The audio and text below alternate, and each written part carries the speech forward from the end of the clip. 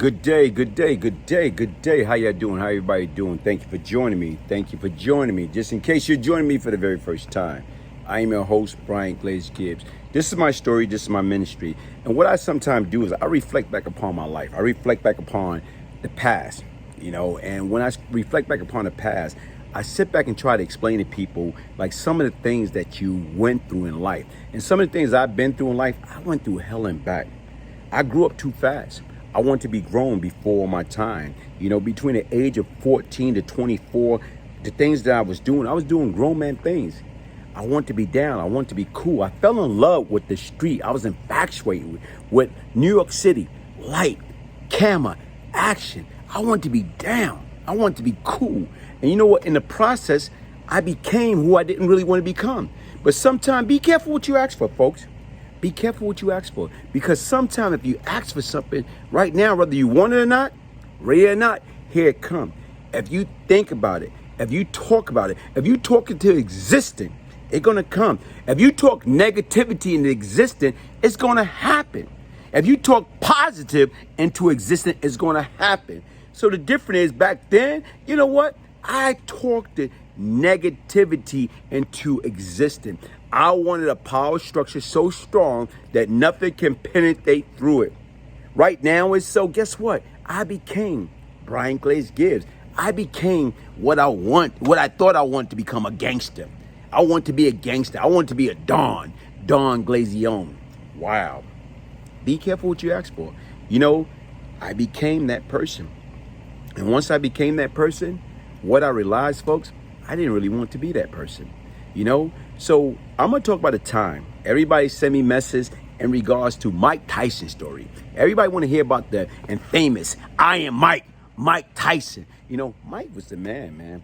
Mike went from hell and back, man. Mike became who he became out of all the things that he went through. I'm talking about getting in trouble as a kid. Going through Sparfit, fighting all his life.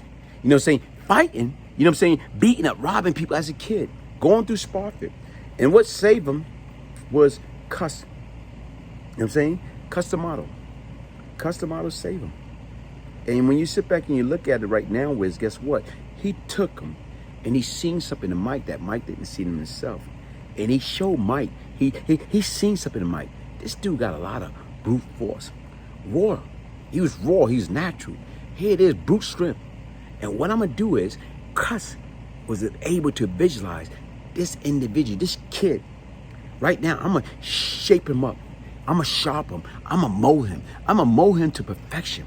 I'm going to mold him into the heavyweight champion of the world. Wow. Vision, folks. If you can visualize it, it can be done. Cuss, he had it, he had it. He said, yo, man, I'm going to mold this young kid to be the heavyweight champion of the world. And guess what? It happened. So Mike got saved. Mike got taken from an unfortunate situation into a prominent situation. And right now, but still, you can take a person from the ghetto, but you can't take the ghetto from a person. I'm going to repeat that. You can take a person from the ghetto, but you can't take the ghetto out of the person. Once it's there, it's there. Okay? Mike Tyson became dominant heavyweight champion of the world. Glaze Gibbs became dominant. Right now is a hustler, a gangster, a tough guy, Don Glazion. So I'm going to see how Mike Tyson from Brooklyn and Glaze Gibbs this night, how they merge, how they came together. I'm going to read an excerpt from this book, Beyond Lucky, the Glaze Gibbs story.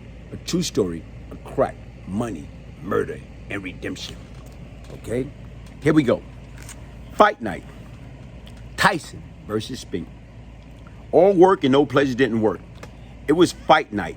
June 27, 1988. I am Mike Tyson versus Mike Spinks at Trump Plaza, Atlantic City.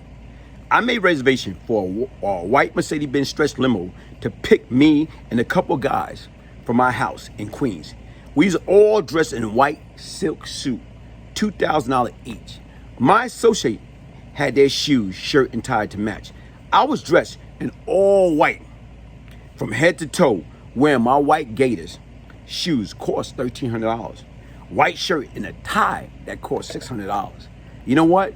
You making that type of money, you don't care. You don't value money. Who the heck gonna pay $600 for a tie, $1,300 for a pair of shoes, $2,000 for a suit? Okay? As our limousine arrived in front of Trump Plaza, the main entrance was packed with a crowd of fans to greet the celebrity, including Michael Jordan before he became Mike. I tried to be like Mike. Doug Williams of the Washington Redskins, who just won a Super Bowl. Hector Camacho, okay, the boxer, may so rest in peace. Mildred Taylor and Jesse Jackson. Jesse Jackson was then running for the president of the United States. So he had a bunch of Secret Service, you know what I'm saying, that was with him. Anybody that was somebody was at the fight. Baby Sam from Brooklyn, one of the top players at the time. A lot of cats, all the hustlers from all over the United States. Guess what? Fight night was huge. And these folks was coming all over, you know what I'm saying, to see this big fight between Mike Tyson and Michael Spinks. Okay? They felt this was going to be the fight of the year, the fight of the century. Whoa. Here it is. Action. You know what I'm saying? Let's get ready to rumble.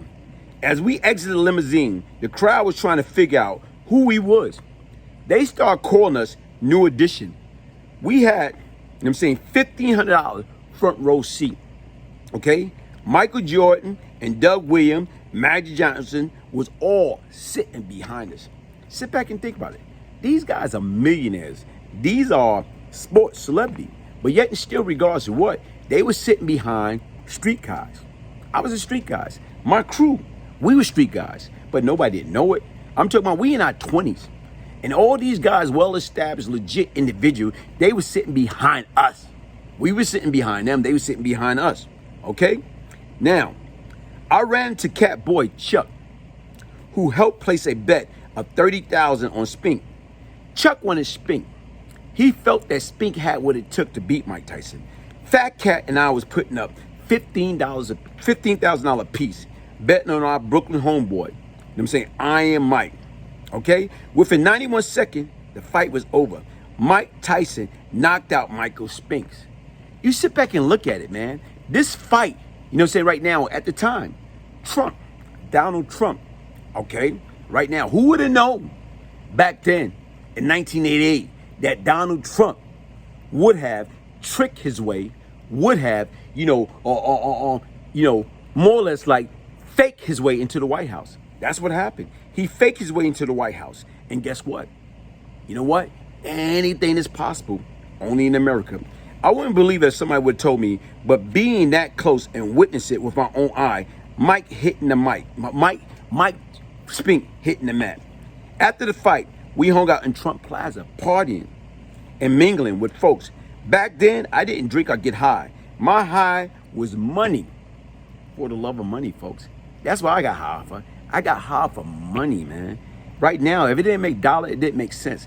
I got high for girls, come shout and clap your hands.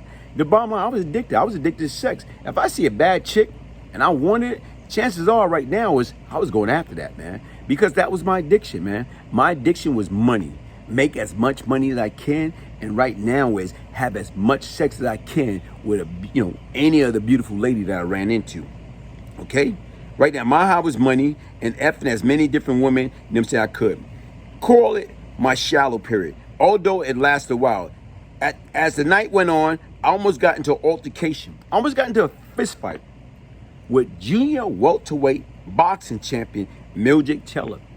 He was signing an autograph, partying, mingling with the crowd, flirting, and talking to a bunch of women. Wow.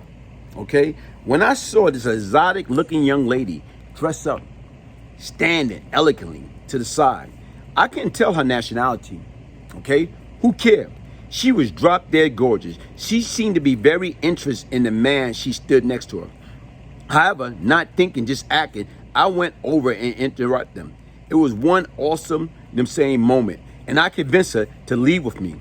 My next move was to get a room. We went to lobby front desk, no luck.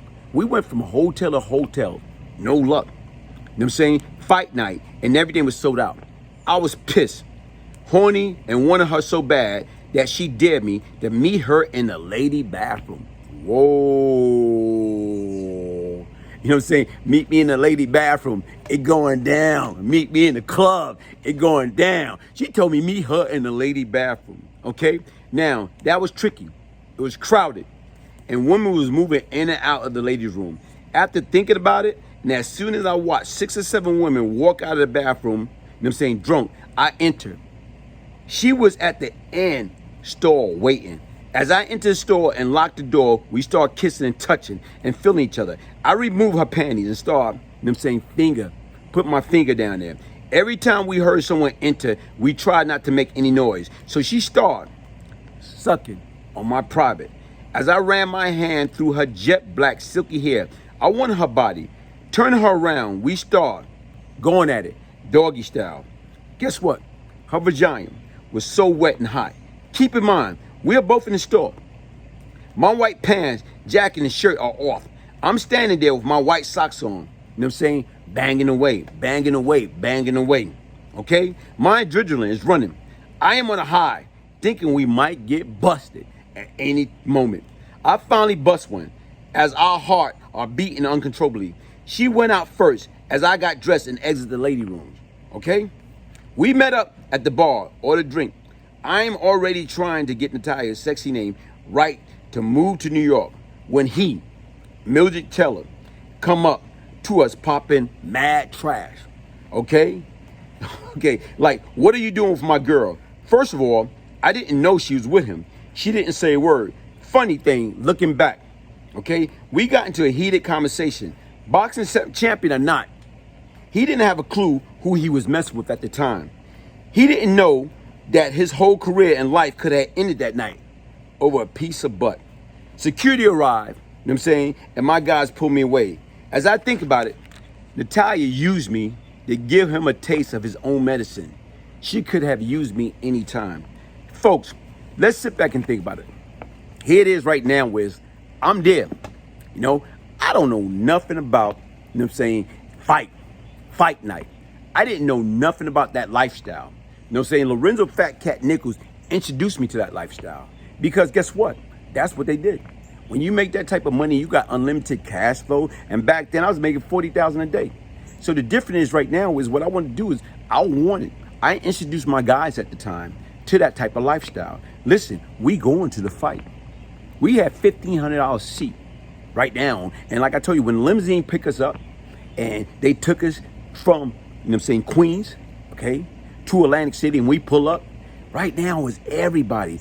I can remember, man, you know, when we got there and, you know, I got pissed. We got pissed off the limousine driver because he grew up with Hector Camacho. So here it is right now. He jumped out of the car because he saw Hector, because that was his homeboy. And he went over there, Hector. And, you know, they hug, they talk or whatever. And we pissed. When he got back in the car, we reamed him. Man, what the hell are you doing, man? You know what I'm saying? You supposed to be with us. You can see Hector any other time. Okay? That was then, this is now. And I can remember right now was getting there. 4 black young cats getting out of limousine, white suit on. You know, they asking us, who are they? Are they New Edition? Wow. Folks, sit back and think about it, whatever, like I say right now, man. During that period of time, life was crazy, man. Life is crazy. Life is still crazy. And even right now, even as I got there and right now, quote unquote, had a good time or whatever, you know, when I got back, you know what I'm saying, to life, back to life, back to reality. That was a group, you know, Soul to Soul. That's the song, and that was a powerful song. And the words have true meaning. Back to life, back to reality. Once we left, like I say, being around in a company, you know what I'm saying, with Oprah Winfrey, you know what I'm saying, her man, Stedman, being around Donald Trump, who later became the president of the United States, being around Jesse Jackson, who had a bunch of Secret Service around him, protecting him because he's running for president, you know what I'm saying, that year.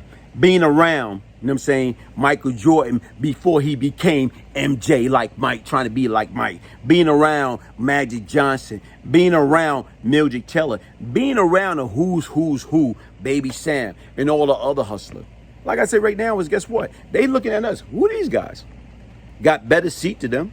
But here it is, not understanding, guess what? We's a bunch of street cats. We's a bunch of rich street cats out there trying to have a good time, mingling, rubbing elbows. You know what I'm saying, right now with, you know what I'm saying, celebrity. And what I'm just trying to say right now, folks, was it worth it? Nah, was it worth it? But then again, when you're young, you're dumb, only thing right now is, man, you just want to have fun. You just want to be down. You just want to be cool. And I sit back and think about it right now is, guess what? I wish I could go back in the hands of time. I wish I can be like any of the young folks that's out there today that listen to this message. And I want to tell you, you know what? Listen, if I had a chance to do it all over again, I would have never crossed over to the dark side. I would never have became a thug, a criminal, a gangster. You know what I'm saying, selling and poisoning my community. I would have never committed any type of form of crime, you know what I'm saying, right now, causing havoc on my community. Right now is, guess what? I would have been like a law-abiding citizen, and that's what each and every one of y'all should be. Fine. Look online. Look at the tests that the city is hiring for transit, you know, for sanitation, for NYPD. You know what? Look at all the opportunities that are out there. It's opportunities out there. The difference is I was lazy and I wanted an easy way out. And you know what? I got an easy way out. Okay? And you know what? You know what that easy way out was? I went to the penitentiary. I went to the feds. Several months later, I went to the feds. So y'all went from making $40,000 a day to, guess what? Working in Unicorn, making what? 34 cents an hour? Do the math. Was it worth it? No, it wasn't worth it. Okay? Despite I was in there, you know, at that big fight with Mike Tyson and Michael Spinks, the fight of, you know, the decade, the fight of the year. For what? Don King. Okay? All of them that was somebody. But how did they get there? You know what I'm saying? Robin Gibbs, how did they get there? They got there by doing it right the first time. Folks, listen, man, life is worth living, man.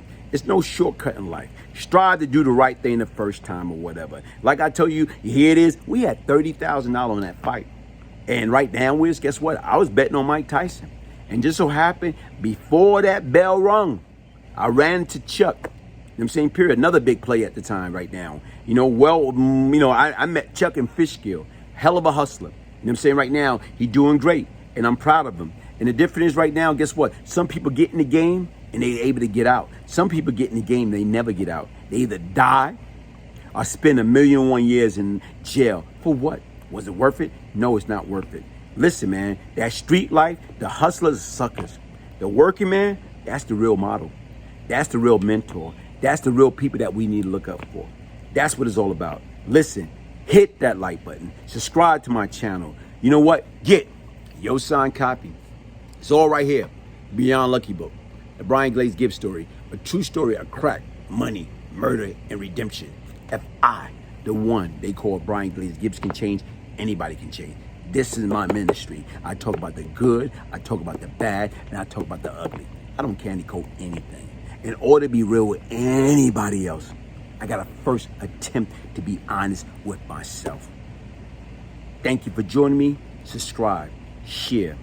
Once again, peace, love, and prosperity. One love.